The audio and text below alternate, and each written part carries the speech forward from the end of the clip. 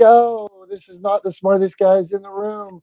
I see Tom. He looks handsome as ever. He's not wearing a hoodie today.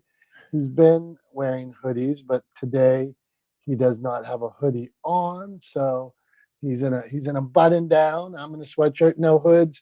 My wife bought me a new sweatshirt. I said no hoods this time around, Tom. Not the smartest guys in the room. When is it time to cut bait and move on, Tom? What say you? Hoodies. What do you got going on? Yeah, I'm not. You're right. I'm not wearing a hoodie today, but I am wearing a shacket. So it's like a it's a shirt, but it's like lined. So yeah. So it goes by the moniker of a shacket, which sounds like you're trying to say something inappropriate. And it's kind of fun to like. It's one of those things where you say it and people kind of go, "I'm sorry, what did you say?" Which I always, get a silly little kick out of. So yeah, I'm rocking a shacket today. It's hoodie weather, but it's also shacket weather, where I come from, apparently. So we're just gonna run with that. But Are I you don't know sure? Are about you that. sure those are shacket? Does anybody else call it a shacket? Yeah, I didn't make that up by myself. Like I've heard that. I've heard other people use it. I've heard other people say it. Um, yeah, I mean, I don't know. I don't know about the sweatshirt without a hood thing though. Like, I don't know about the standard sweatshirt thing.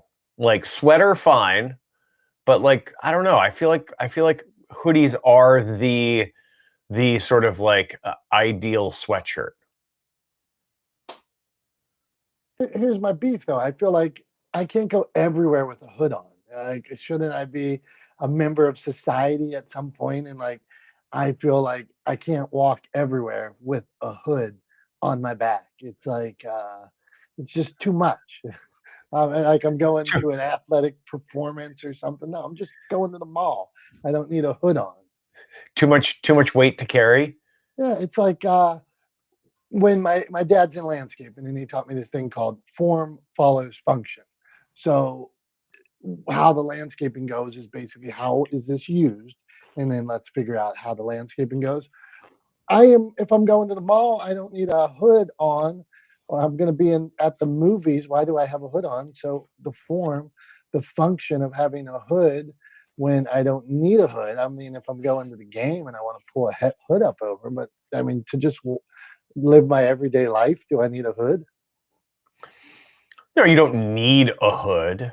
It's not a need. I mean, sometimes it's a really nice to have, right? Like I don't think hoods are ever really like a need, right? It's often a really nice to have. I mean, especially for me, right? Because like under the hat, as we all know, I'm bald, and you would be surprised how well your hair insulates your head from the cold, and you'll never know like just how well it does that until you don't have hair.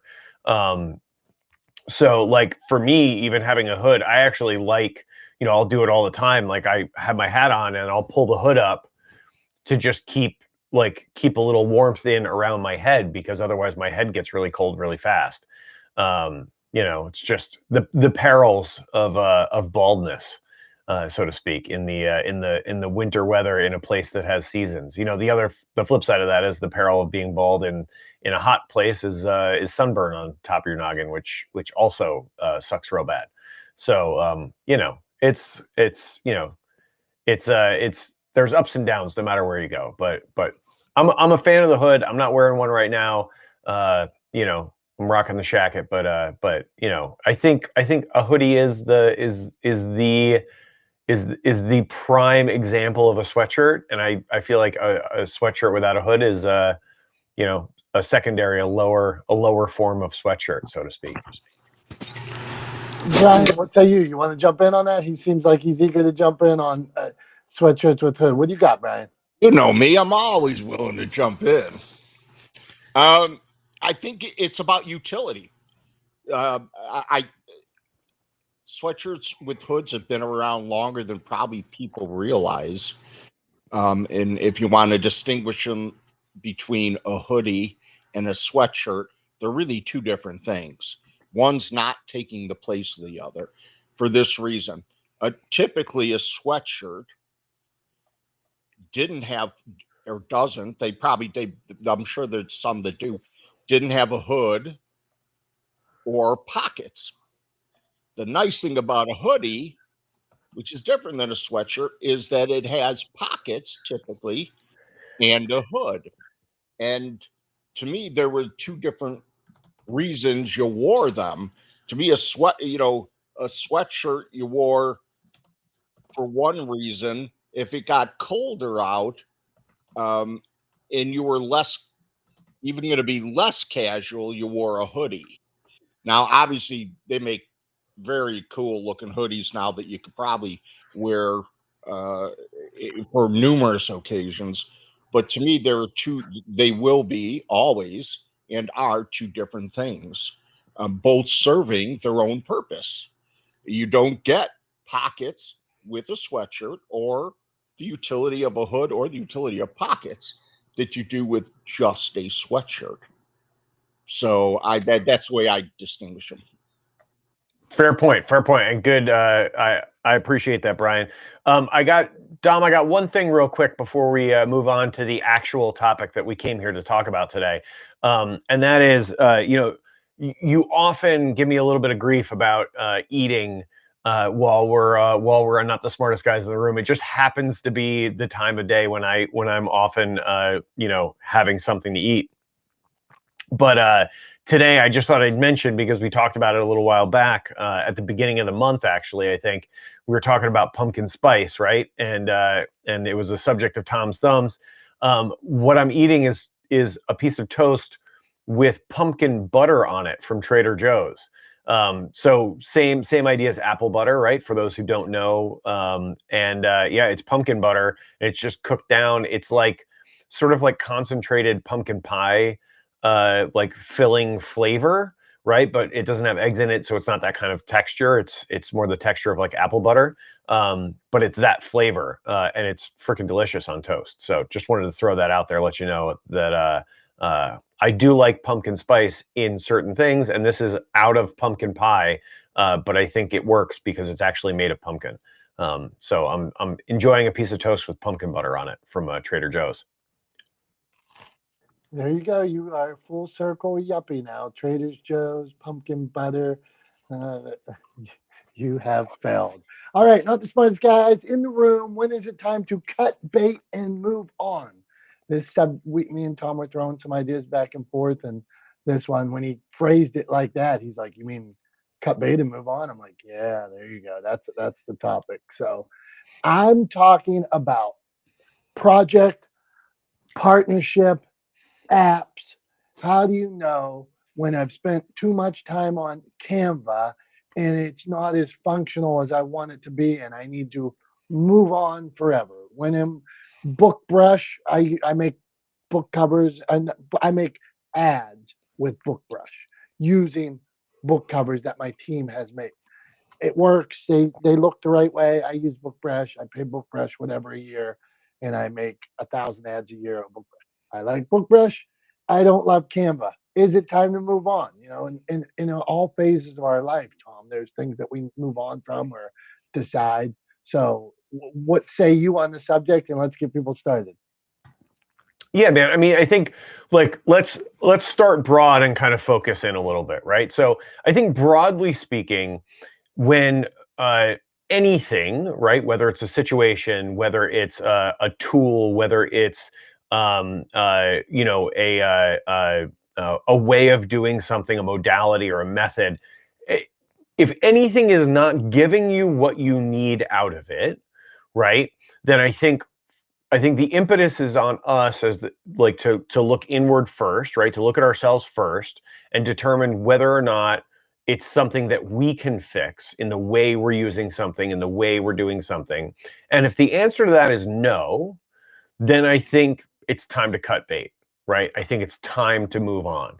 So let me kind of give you a little bit of a clearer example. Let's actually use the Canva example you were using, right? So I don't personally use Canva. I'm familiar with like the Adobe suite of software. I have that all because of what I do professionally, because I own a production company and we use the Adobe suite of software. So I have a subscription to that suite. And so I have access to all of those applications and I'm familiar with them. I know how to use them, right? So I don't use Canva. But if I were to use Canva and I found some frustration with what I was getting out of it, and I decided to look at whether or not it was the way I was interacting it, was I the problem or is Canva the problem, right? Is kind of what I'm trying to determine. And I determined that Canva's the problem because it just won't do or can't do what I need it to do, right? For the kind of designs that I want to create, for the kinds of products that I want to create out of it, it just doesn't have the tools to do it, right? Then I think the answer is to cut bait on Canva. If the situation is a little bit different, if Canva has the tools and it's a matter of me not knowing how to use them, then I think it's a matter of educating myself, learning the platform more thoroughly, more completely, and learning how to apply things so that I can get what I want out of Canva, right? So I think ultimately when it comes down to it, in my mind, what determines whether or not it's time to cut bait is whether or not you are the limiting factor. And then I think to go one step further than that, then the question is, okay, I'm the limiting factor when it comes to working with Canva. I've determined that I'm the limiting factor. Now the question is, do I want to take the time, or should I take the time to educate myself, or does it make more sense for me to do one of two things: to move on and do without, right, or to outsource that work to someone else who already has that skill set, so that I'm not holding up and gumming up the works, right? I.e., is it the best use of my time for me to learn how to use the thing so I can get the most out of it, right? Or is it a better use of my time to delegate that to someone else? Or, third option, is it a better use or better idea to just cut bait and walk away? Right. So I think like there are always options. But I think when it's time to cut bait and walk away is ultimately when you boil it down, when either you are not getting what you want or need out of a situation, a relationship, whether that's a partnership, whether that's an app or a program or a piece of software you're using, whether it's an employer-employee relationship, right? If you're not getting what you want or need out of that relationship, or if it's not a good use of your time. I think those are the two big reasons that I would cite for calling it time to cut bait, right, and walk away, making it, going to that place where you say, you know what, this is just not worth it anymore. I'm going to walk away from it, rather than reinvesting time that's not paying off in the long run. So I don't know. That's my thinking on it, right? I think it depends on the situation, but there's a couple limiting factors, a couple of ways I would approach it. I think those are all great points. Okay, let's go. We're going to go ladies first, and we're coming to you, Brian. Debbie Griffiths, when is it time to cut bait on a project, on a partnership, on a relationship? What say you on the subject?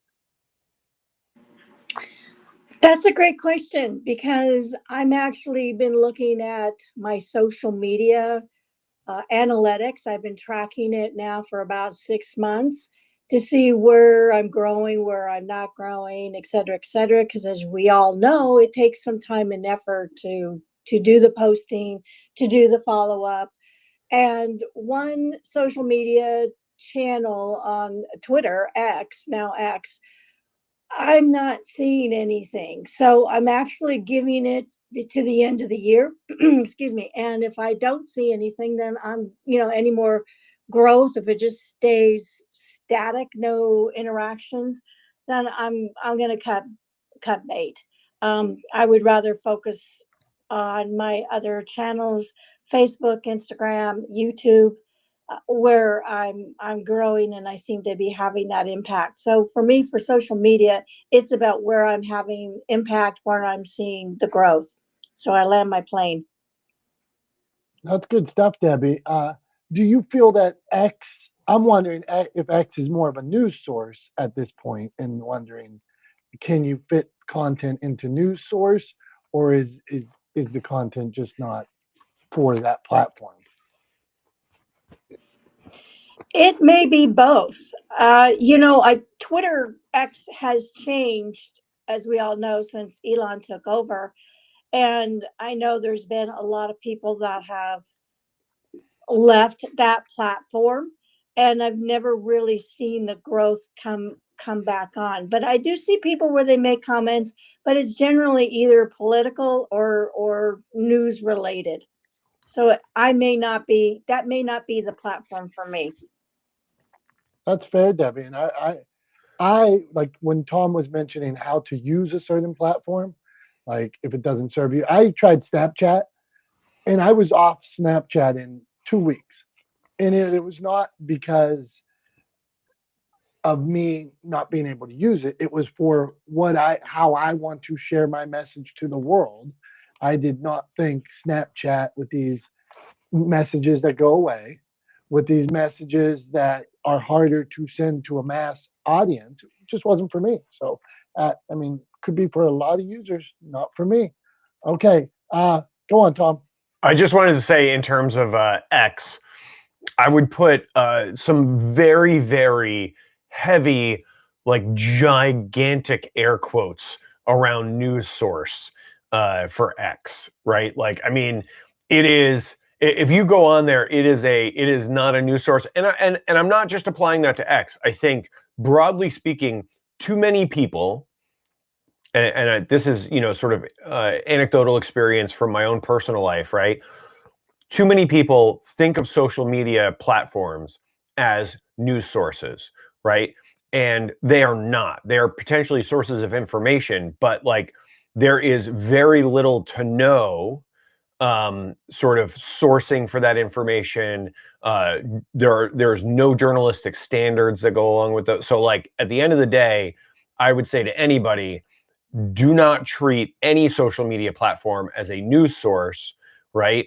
It could be a source of information. You might hear something that sounds interesting, and my sort of caveat to that, and what I would suggest you do, is if you hear something somewhere, go and try to corroborate that story, right, or that information.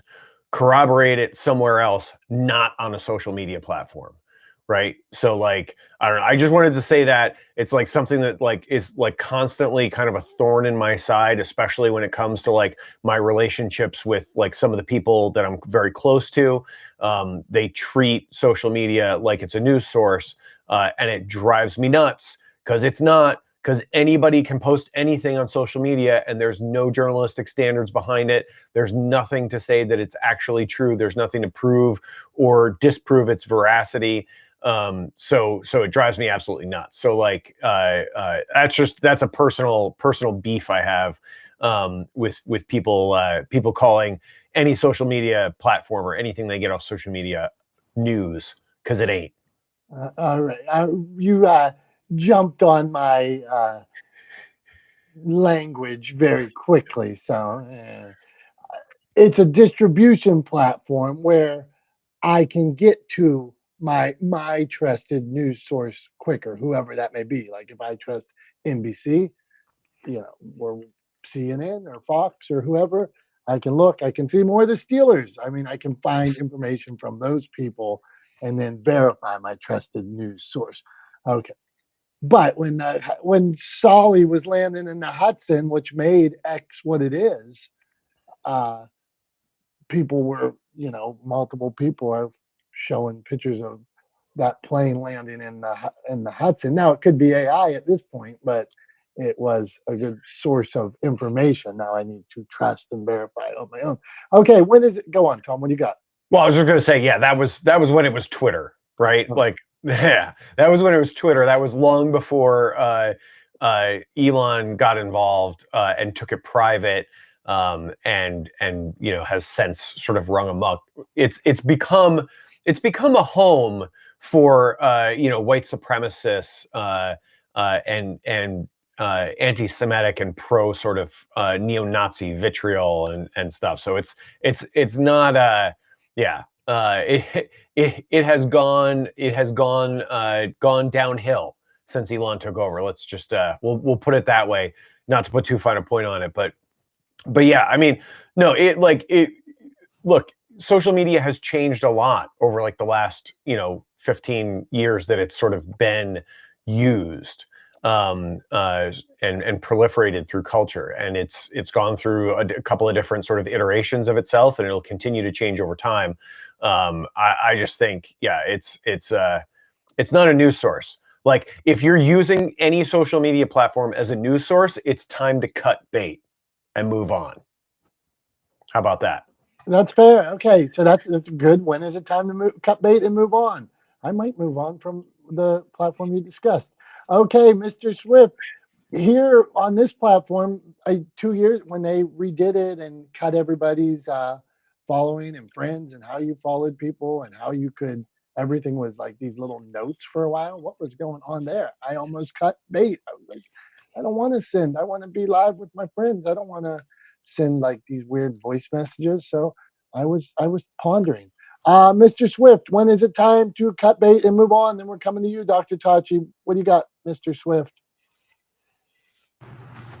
Well, I agree with Tom and Debbie.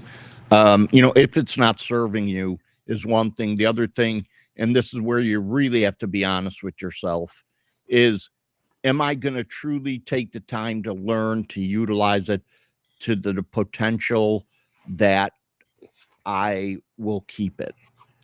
And I think that's, you have to be honest. I have crossed that bridge where it's like, I tried a CMR custom, a customer relation platform. And you know what? It wasn't that it wasn't good. It just, I didn't see myself investing that much time into its utility and everything it did. And so I stopped it. I think you have to be honest with yourself. Am I using it, or will I use it to the extent that justifies keeping it?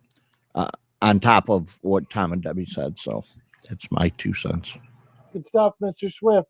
Dr. Tachi, we are talking about when is it time to cut bait and move on. But first, if Dr. Tachi will have us, me and Tom are coming to Indie Soup with Dr. Tachi. We're bringing not the smartest guys there, so hopefully she does not cut ties with us already. Dr. Tachi, thank you. And what do you think? Are these exciting times? Go on. First of all, I will never cut ties with you all. You all are my favorites. So whenever you are ready, we are here for you. When is it time to cut ties? This is a really great question to ask oneself when it comes to apps. For example, now I don't know if you were speaking about something specific, but I'll take it to apps. AppSumo makes it so beautiful and easy for you to pick up apps that you may need or think you're going to need, and then you end up with a bucket full of apps that you don't use. So if you assess what you have and you have not used it, now with AppSumo, you're paying ahead of time. So I'm not necessarily talking about that per se, but if you're paying a subscription, either yearly or monthly for something, and you have not opened it in several months, my dear, that means you don't need it. Get rid of it and use that money for something you're actually going to use. I think also when it comes to applications, particularly if you're in business, you're like, oh, I'm going to need that. Well, you don't need it now. So wait until you actually need it before you start paying for it. And the world of apps makes things so shiny and easy that it may even convince us that we're going to need it eventually. And you may very well, but eventually is not now. Focus on what you need currently and in the near future, and then do that. Now, is that risky? Sometimes, because sometimes you may let go of something that you actually may have really needed. So you just have to make an assessment of where you are, either business wise, personal growth wise, to see if it fits for you to let it go. But if you're not using it and you're paying for it, my dear, let it go. That's what I have to say. That's what we were hoping for, Dr. Touch. This is good advice, and you're making me think of like how many things I've tried, and they basically maybe I wasn't ready for them at the time, or not yet, or I thought I needed it. Maybe I needed it for one project and should have had the 3-month version of it. We're going to get into projects here. When is it time to cut ties on projects and stuff? So, but first, before we do all that, go on, Dr. Tachi. What do you want to add? Quickly, I wanted to add to the news conversation that you're saying.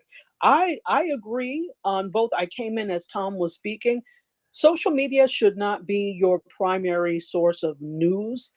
how it can be information. However, I will say this: definitely look for agreement upon sources, whatever sources you're looking for, because here's the thing: we can no longer trust mainstream media either.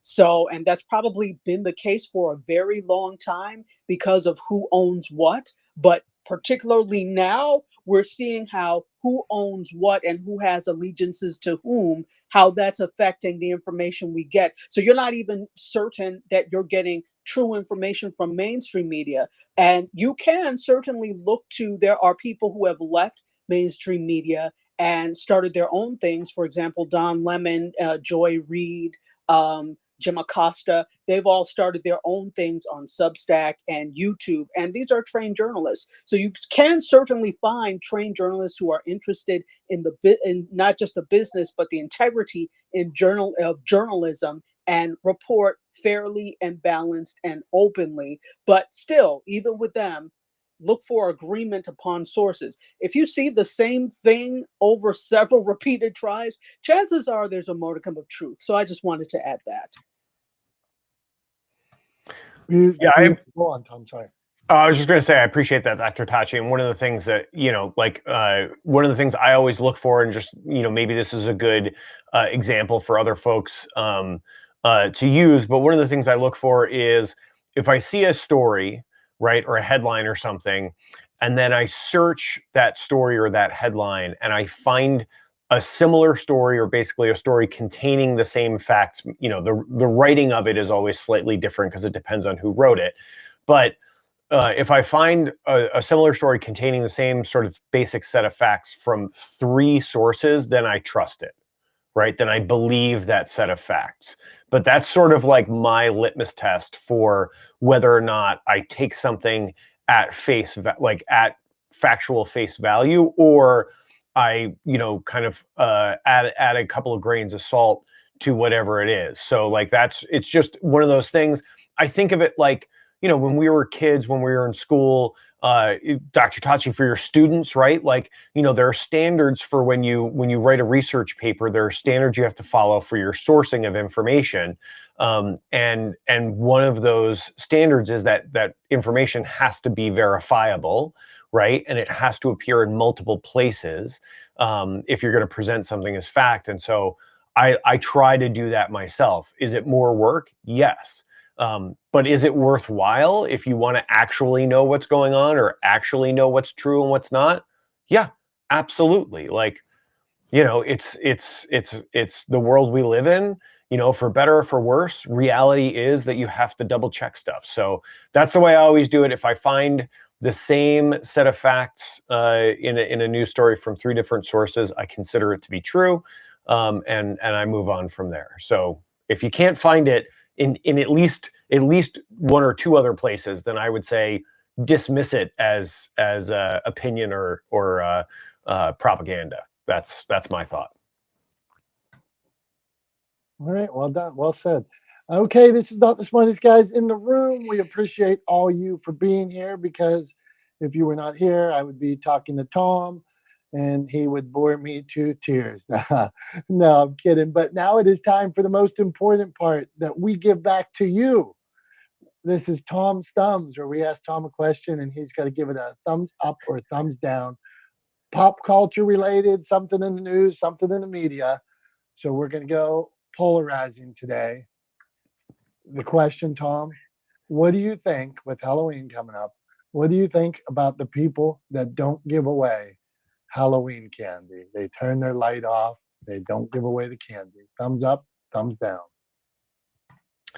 So I'm of 2 minds of this, right? We don't give out candy, not because we choose not to, but because literally there's no trick-or-treaters, right? We live in a kind of rural area. We have, in the time that we've lived in this house, we have not once had someone come to the door trick-or-treating, even with the light on Halloween, nothing. Nobody comes to the door. So we don't give out candy, but it's not because we wouldn't, or we don't agree with it. It's because nobody shows up at our house to go trick-or-treating, which is fine, because we live on a dark, kind of rural road. There's no street lights. It's not very safe for kids to be walking around at night. So that's fine. The other, growing up, there were some houses down the block where notoriously we wouldn't get candy, right? There was one house where you would always get like a piece of fruit, which was annoying as a child, right? Because like this is the candy holiday, and we'd get like an apple or like literally like a mandarin orange or like whatever. So we always kind of didn't like that house. And then there was another house where we would get pennies. For some unknown reason, we would get literally, I'm not kidding you, a little plastic baggie of pennies from this woman. I have no idea what was going on in her head. I don't know why she was giving away pennies to the neighborhood kids who came trick-or-treating. It's completely bizarre. I can't figure it out.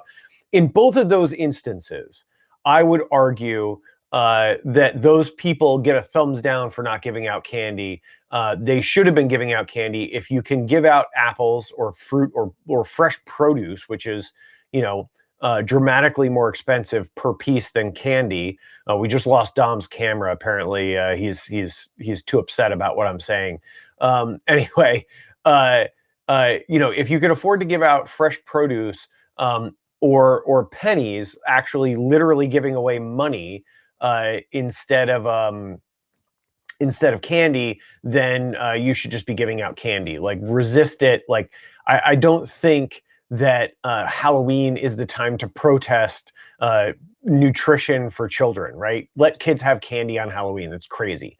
Now, I will say that, look, times are tough. Things are difficult for some folks. Some folks are struggling right now. I totally understand that. They're struggling to make, to make ends meet, to pay their bills, and candy has kind of gotten obscenely expensive. So with that in mind, if people genuinely can't afford to give out candy, I wouldn't hold that against them, right? If they can't give out candy, I wouldn't hold it against them. If they can't afford to give out some candy, I wouldn't hold it against them. I would say, if you can afford it and you do have kids that come around trick-or-treating, try to get some like penny candies or something like that, something inexpensive, that you can pass out to people. But yeah, I mean, if you genuinely can't, I would say just turn the porch light off. Don't invite people up to the house to knock. Look, times are tough for a lot of folks in a lot of different places.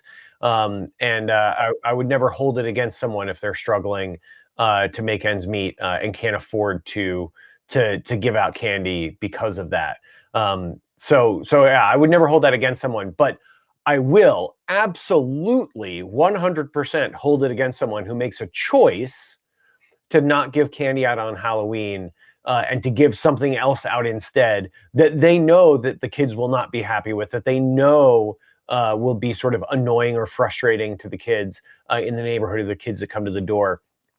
If you are one of those people that chooses to give out anything other than candy on Halloween, you get a thumbs down.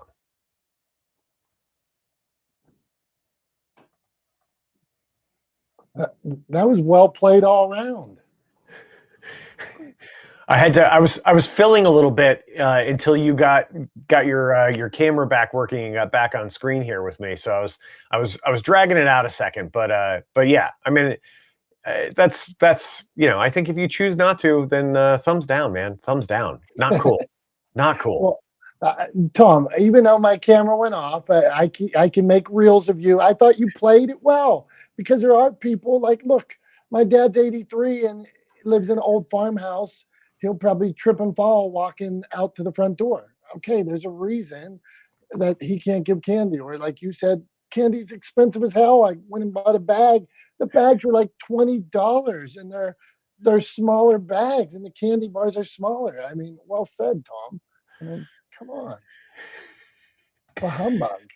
Yeah. But yeah, I mean, like, kids get so excited. I mean, I remember, right, as a kid, how excited I got for Halloween and going trick-or-treating and going out with my friends and getting dressed up, and like it was fun.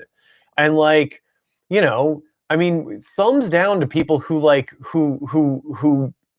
don't participate in that, at least, even if it's not fun for you. Like, look, I don't love getting dressed up. I don't love wearing costumes. Like, that's not my thing. I'm not going to costume parties on a regular basis. Like, but the other night, my wife and I, even though she'll never remember it, we took our daughter to a little trick-or-treat thing at the library here in town, right? They put on a little thing. They had like a pumpkin carving contest, which obviously she didn't participate in because she's, 16 months old, but they had a little pumpkin carving contest, and they did a little trick-or-treat thing where you walked around the library and you went to different spots, and they had coloring books and they had some candy and stuff that they gave out to the kids, and they had somebody there singing music, and it was fun, right? It was a good time for the kids. Like, was I wearing a costume? No. Was my wife wearing a costume? No. Was our daughter wearing a costume? Yeah. Did she have fun? Yeah. Like, so whatever, like, you get out of your own way, like, get over your own hangups, stop handing out apples or pennies, and like, give kids a freaking Snickers bar. And I don't want to hear it if you're one of those people who's like, oh, sugar is bad. Sugar is sugar. Your body doesn't know the difference. Like, the sugar from an apple and the sugar from a Snickers bar, guess what? By the time it gets through your digestive system and into your bloodstream, it's the freaking same, right? So, like, don't give me any of that grief about, like, sugar this and sugar that, and you can't eat sugar, got to cut out sugar. Like, I don't want to hear it. One day a year, like some candy every year around Halloween is not going to, like, ruin a kid's nutrition for the year. Go give them some candy if you can afford to. Give people candy on Halloween, period, end of story. That's good stuff, Tom. I want to give a public service announcement too here. This is Dom's public service announcement. My daughter's 16 years old, and she's going to go out with her friends on Halloween. My daughter gets good grades. She's a good person. She has a job. She's not out there causing any trouble. She wants to dress up. Her friends are good people. 16-year-olds, they lost 2 years, 3 years with the pandemic. Let these teenagers go out. They're not out breaking anything. Same with, there's so many people out there trick-or-treating that could have sensory issues. They don't say thank you. They could be allergic to peanut butter, and they look down in your bowl and they're sad. Just have some grace. Have some grace with the older kids. Have some grace with the younger kids. Have some grace with the people that don't say trick or treat right away or thank you right away. Just give your candy. Have a good night. Enjoy seeing all these people of all ages, and let's just have a good Halloween. So that's Dom's public service announcement on how to act that night. What do you say, Tom? So are we gonna have to add another segment to the show now? We got Tom's Thumbs, we got Memory Lane. Do we have to add a Dom's PSA to the show too? It's all public service announcements. What's going on in Dom's business? What's going on in Tom's business? Quit writing your book with all AI. I'm a publisher. Next, what's going on in Dom's business? Come on, I don't want to see all AI books. I know, as the reader of the book, when it's 20 chapters of AI over and over again, and when everything looks exactly the same, there's no personal story in it.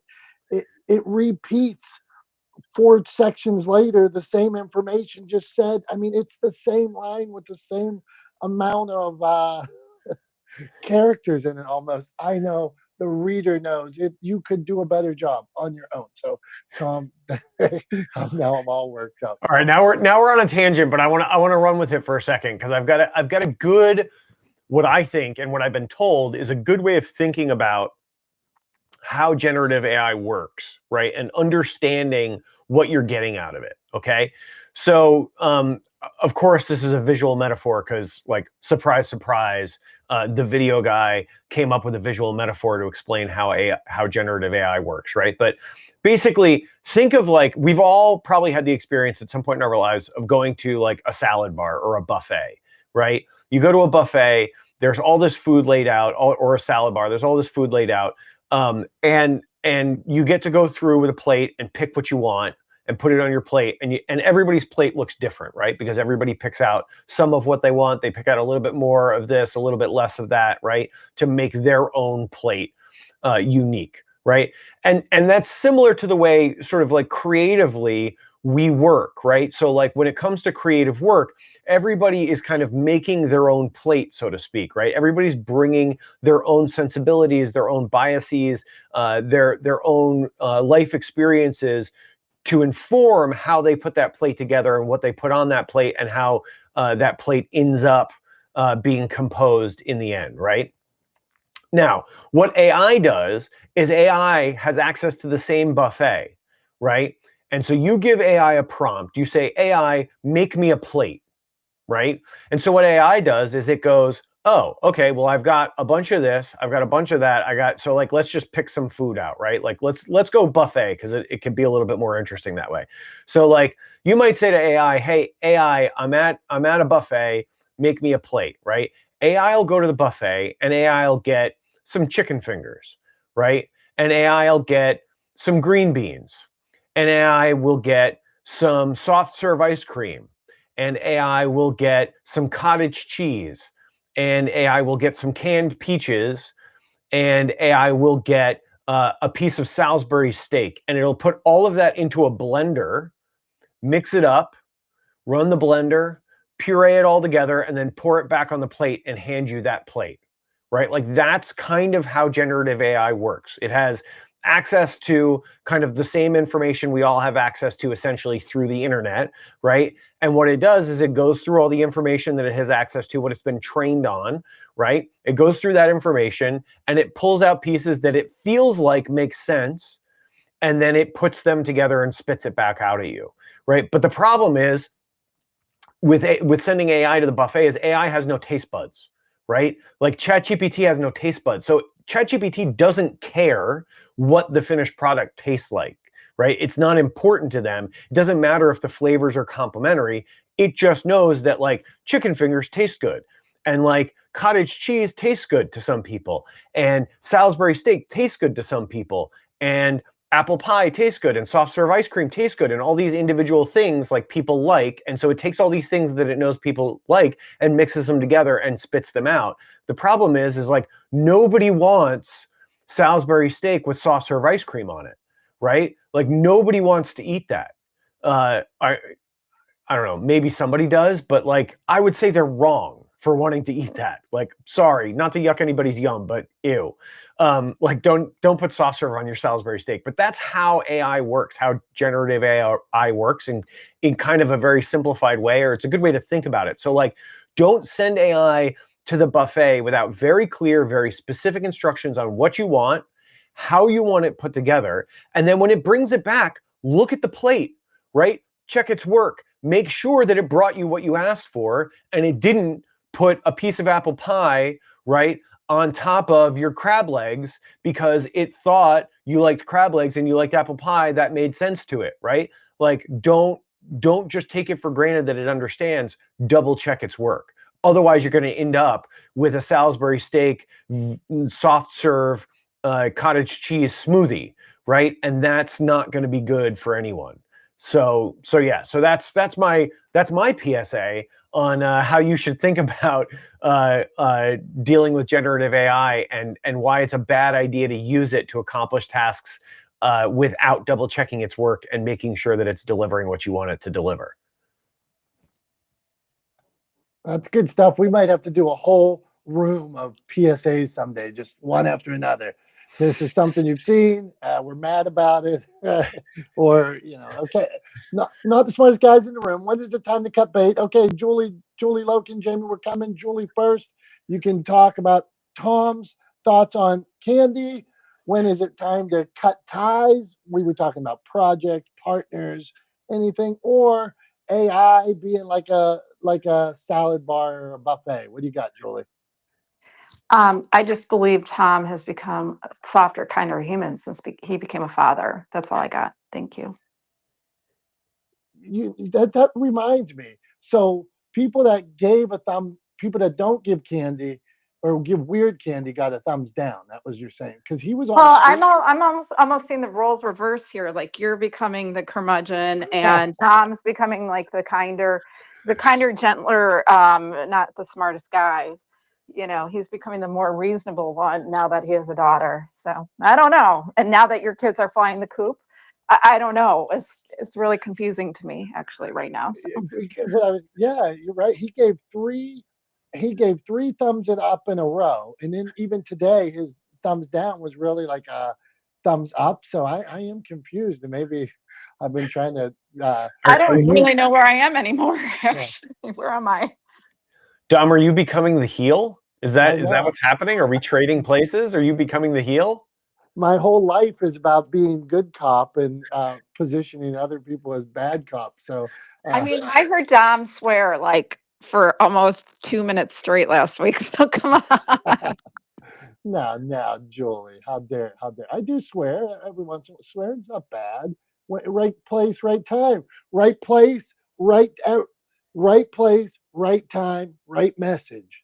That's what you need to know. Sometimes when going into battle, you gotta be ready to battle. Okay, when is it time to cut bait and move on? Or Tom's Halloween thoughts or AI? Jamie, what do you got for us? Hey guys, I'm kind of going to blend it together right now with AI and Halloween because of my haunt actor stuff and my witch cackle. We're blending the idea of Halloween with my cackle on um, animation stuff. So I'm using ChatGPT. Oh, you guys challenged me to do those things. So I'm using it and I am finding the salad. It's quite funny though because I will triple and, as I said in the message, have it looked at by other people, not your own eyes. Before you do anything, I think someone else has always got to look at it. But Halloween's been fun. Um, I'm actually in the rain outside, so I'm just waiting to go get picked up. So I'd pop in quickly. Well, we appreciate you braving the rain, and good luck with all your Halloween haunts and your ongoing fame in horror genre. We're lucky to have you in here, especially around uh, Halloween. So thank you. Stay the I never course. told you. I told you I did voices. Hey, I got a couple screenplays started in the woods, Halloween type stuff. So I so seen your horror stuff on Facebook. I appreciate you guys tenfold. You know, if I could travel and it wouldn't cost me $1 million, I would, and I will in the Thank future. you, Jamie, actually, for everything you've done for our Facebook page too. It hasn't gone unnoticed. see, Oh, I Jamie's love giving. Facebook. Facebook's fun for me. For all of you guys on there, Facebook's fun for me. That's why you don't see me on here as much. So I apologize. Hey, we were talking earlier. That's a good point. We were talking earlier. The subject today has been when is it time to cut bait and move on? And if something doesn't serve you, whether it's a project, whether it's an app, Oh, whether it's a platform, well, then maybe it's time to move on. So, well, yes, I am stepping up. okay, Jamie, glad to have you here. When is it time to cut bait and move on? Tom, I got to go to my Can notes. I ask you guys really quick because I missed the beginning? What was the onus of this topic? Because there must have been a trigger. Like, is there a reason why you brought up this topic? Are you thinking of cutting bait on something? I'm just Always, curious. always, every day of my life, I think of cutting bait on things. So I work on 1,000 projects. We talk about apps. So once we started going back and forth, jobs, partnerships, everything like that, we started realizing there was a million ways to go with it. And so it was Tom that came up with the catchy time to cut bait. And he was like, "What are you asking me? Is it time to cut bait and move on?" I was like, "Yeah, that's good, Tom." So go to Tom on that. Go on. Well, I didn't come up with that term. Like that's a colloquialism that I heard somewhere, which I think is like a fishing aphorism. But like anyway, I think at the end of the day, uh, for me, the thing that I struggle with, right, is as a creative person, I'm always excited about a new project, right? Like I'm always excited about something new I can do creatively, some new project, some new partnership, some new association. So and so wants to do this. What if we did this? Hey, Tom, do you want to help me with this? Right? Are you interested in working on this with me? I'm constantly being sort of offered opportunities like that. And the vast majority of them don't go anywhere, right? Like, because just like me, like lots of other creative people, we love to have these great ideas, and then a lot of us are not the best on follow through, and like I will definitely put myself in that boat, right? Like Dom and I were texting back and forth the other day, and I said thank you to him for kicking me on something to get me to do something that I should have done a long time ago, right? Which was actually uploading a bunch of episodes of Not the Smartest Guys to Dr. Tachi so we could finally join Indie Soup. And yeah, so I'm not great at follow through sometimes, and but I'm always like, I'm the first guy to say, yeah, let's do that. That sounds like fun.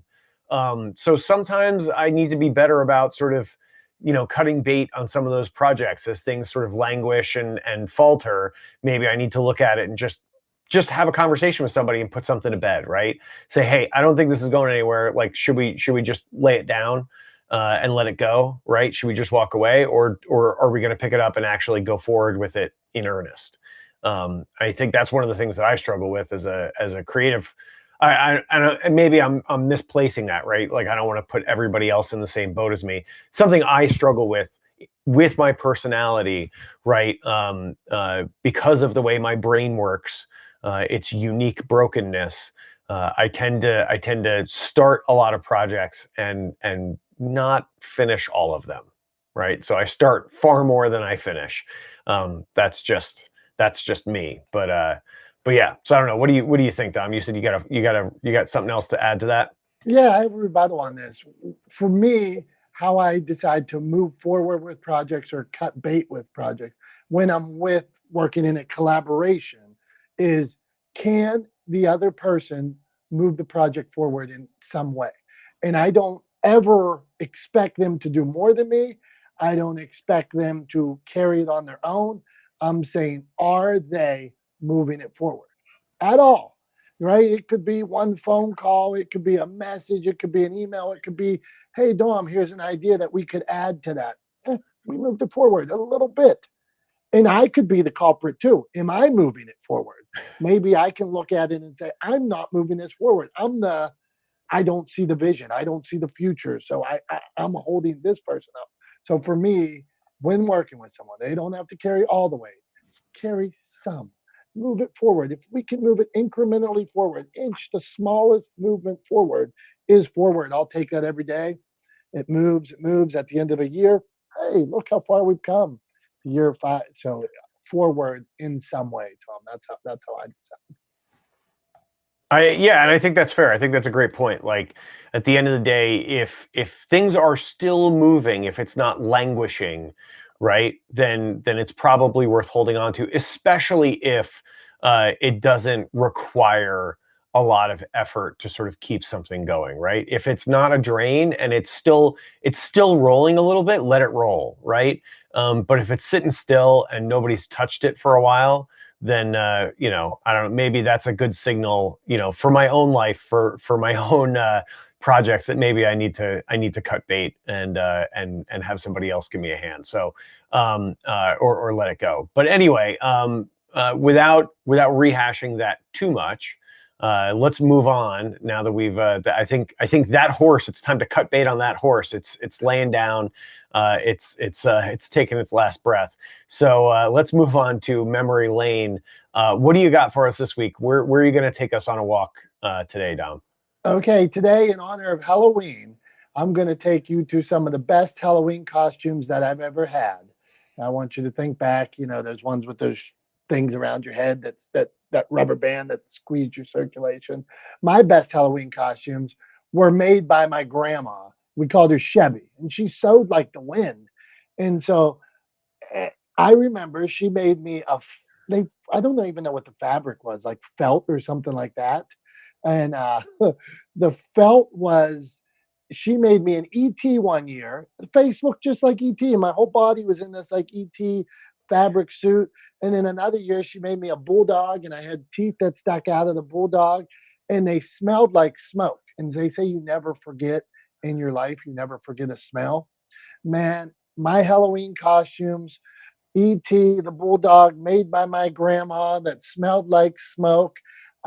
Extra baggy, but the mask, I don't even know how somebody could sew that good. The masks were absolutely perfect. So memory lane today is Chevy. Thank you for making me those beautiful Halloween costumes. I don't know how long it took, but 40 years later, the memories are still there. So thank you. That's memory lane, Tom. Did you did those felt costumes that smelled like smoke? Did they have any? Were there any like ash marks or ash burns from? I'm imagining, you know, Chevy, right? This older woman sitting there with a cigarette dangling out of her mouth and just sewing furiously on ET's face, and the ash kind of falling off onto the costume. Were there any burn marks there? Not that I knew of, but I would bet if I get, my mom was a collector of things, so I would bet if I go back and go through some closets, there's probably old ET or old. Now, what's strange is, Tom, I used to look like ET as well. I had this gun and misshaped head, so it was a perfect fit. Did you have a best friend named Elliot? I had no friends. I just played with ET up in my room, a little leather ET. So So were you Elliot in that scenario, or were there just two ETs?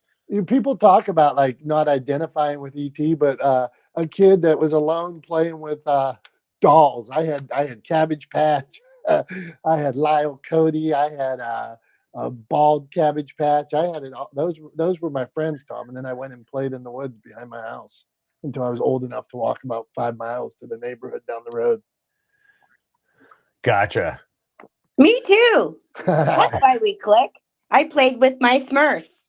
There you go. I had a Smurf collection. I hear you. We're still talking. All right. When is it time to cut bait and move on, Tom? It is almost time to move on, but not before you wrap us up with a sweet wrap up. I could tell you all the things we talked about, but I would rather you do it. So take us home.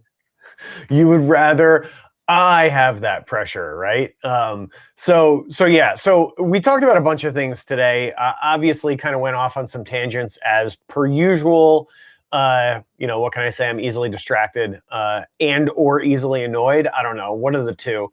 But yeah, you know, started with this idea of like, when is it time to cut bait and move on? And I think when the situation, the relationship, whatever the case may be, whether it's a partnership with someone else, whether it's you know, a tool that you're using, an app, whatever the case may be, when it stops serving you, right? When it stops you know, moving things forward for you, right? As you said, Dom, when it's no longer of service to you and it's no longer moving you closer towards something you want to accomplish, it's probably time to cut bait and move on, right? Just as a general idea. So I think that's a good question we can always ask ourselves when we're looking at not just the work that we're doing, but how we're spending our time during the day, the individual tasks that we're engaging in, the calls that we're getting on with people, the conversations we're having, the interactions we're having with people, you know, professionally, and even in some cases personally, right? At the end of the day, if those interactions, if those relationships, if those tasks, if those things are not sort of bringing you satisfaction or bringing you joy, or moving things forward to you in a professional way, then I think it's time to cut bait and move on. So that's kind of all I have to say about that. And then the last thing I'll leave it with is we got Halloween coming up in a couple of days. And I would just say this, don't be the house that chooses to give something other than candy. Make sure that you give out candy on Halloween. It's the right thing to do, unless you want a thumbs down from me. So anyway, so that's all I got for this week. Happy Halloween to everybody. We appreciate you guys. We love you guys. You guys are the reason why we show up every week to do this. For Dom, I'm Tom. We are not the smartest guys in the room. Have a happy Halloween. Have a great rest of your week and a great weekend. And we'll see you next Wednesday. Bye-bye.